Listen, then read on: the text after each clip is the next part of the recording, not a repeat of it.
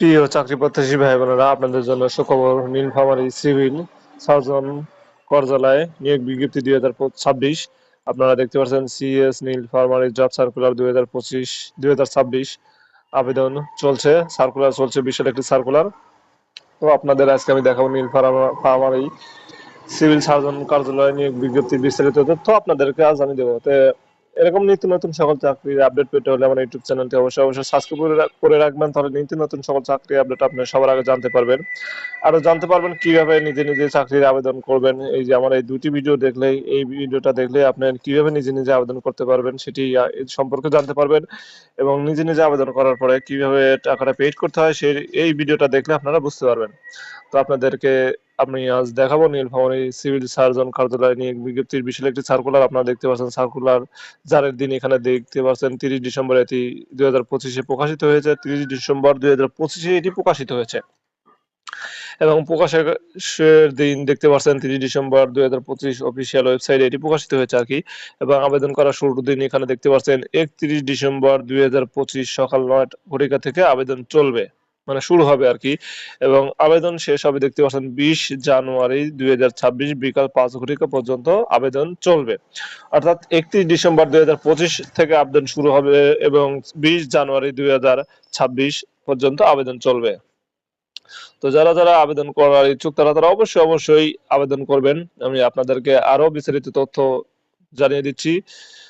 এরকম আরো চাকরির আরো বিস্তারিত তথ্য জানার জন্য আমার এই ইউটিউব চ্যানেলটি সাবস্ক্রাইব করে রাখবেন, এবং আমি আর ভিডিও ডেসক্রিপশন লিংকে এই ওয়েবসাইট লিংকটি দিয়ে দেবো, আপনারা চাইলে বিস্তারিত তথ্য দেখে নিতে পারবেন।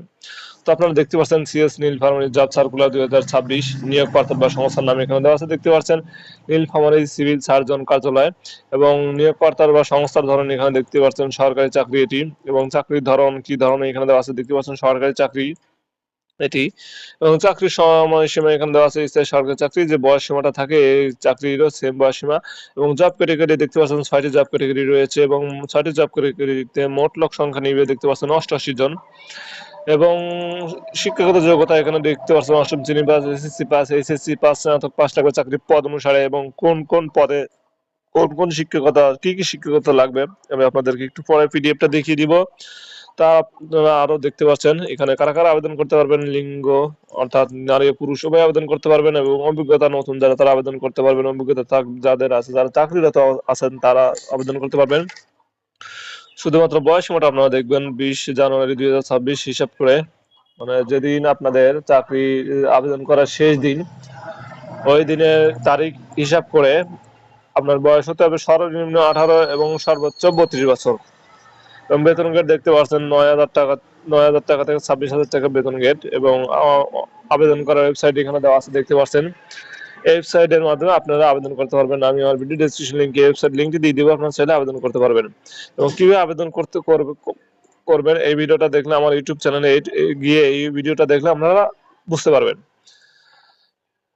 এবং আপনারা দেখতে পাচ্ছেন নিজে নিজে আবেদন করতে গেলে আবেদন ফি লাগবে হলো 112 টাকা, এবং ফি জমা দেওয়ার পদ্ধতি টেলিটক মাধ্যমে।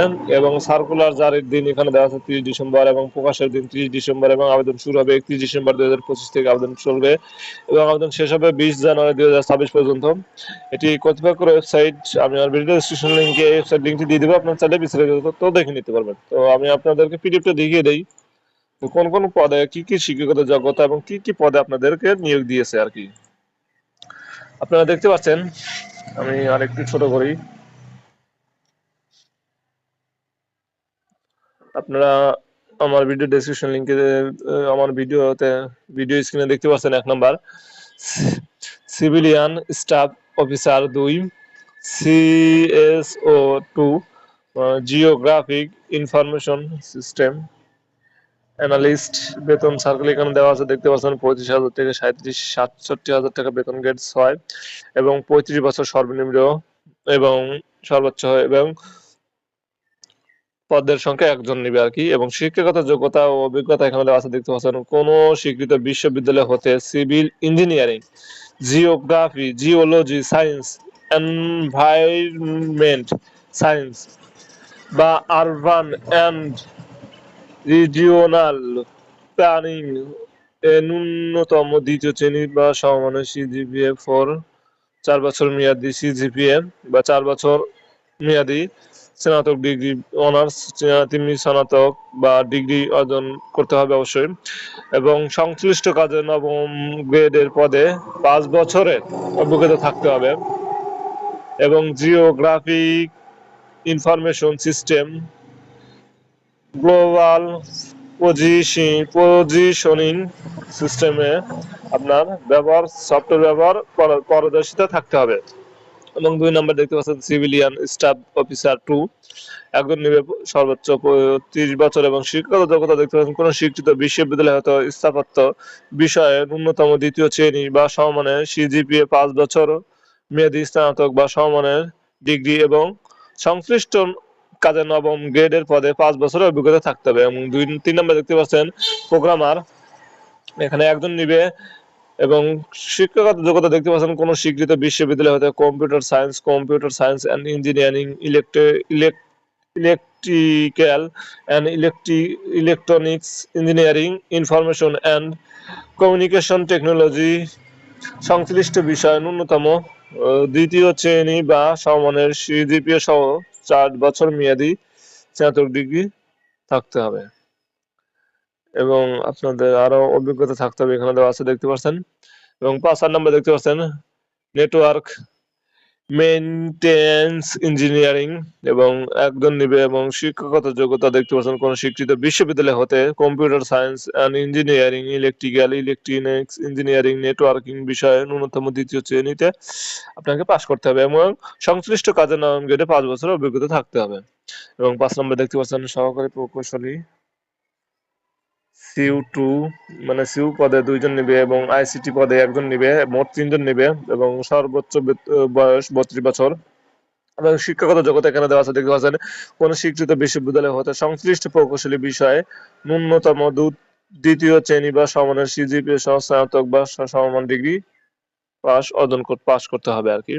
এবং 6 নম্বর দেখতে পাচ্ছেন সহকারী প্রকৌশলী ল্যাবরেটরি, এবং সিএসএ তে 1 জন নিবে, ইসিই তে 2 জন নিবে, এমই তে 2 জন নিবে, এবং এই তে 2 জন নিবে, এনএএমই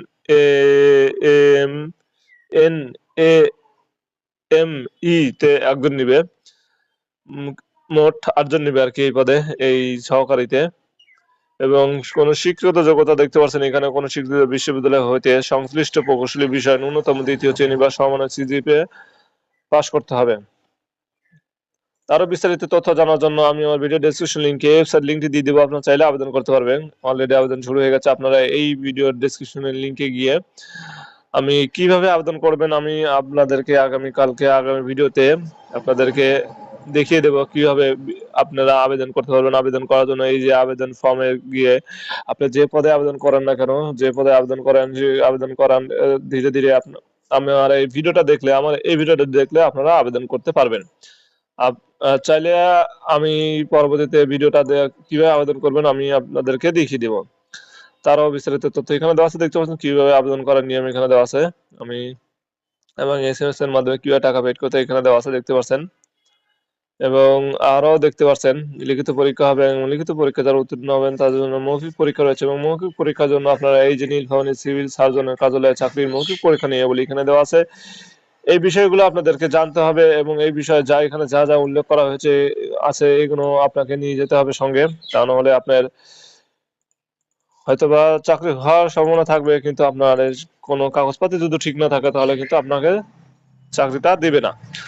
তো অবশ্যই যারা মৌখিক পরীক্ষা যাবেন তারা অবশ্যই এই বিষয়গুলো আপনাদেরকে জানতে হবে, এবং এখানে যা যা বলছে তা আপনাদেরকে নিয়ে যেতে হবে, এবং কর্তৃপক্ষের সাথে যোগাযোগের জন্য এইগুলো দেওয়া আছে, তাদের ফোন নাম্বার, তাদের ঠিকানা, এবং টেলিফোন নাম্বার, ইমেইল, আপনারা চাইলে তাদের সঙ্গে কোনো বিষয়ে জানার জন্য যোগাযোগ করতে পারবেন। তো প্রিয় দর্শক, আজ এই পর্যন্ত। সবাই সুস্থ থাকবেন, ভালো থাকবেন আশা করি। আমার ইউটিউব চ্যানেলটি অবশ্যই সাবস্ক্রাইব রাখবেন যাতে নিত্য নতুন সকল চাকরি আপডেট আপনার সবার আগে পেয়ে যাবেন।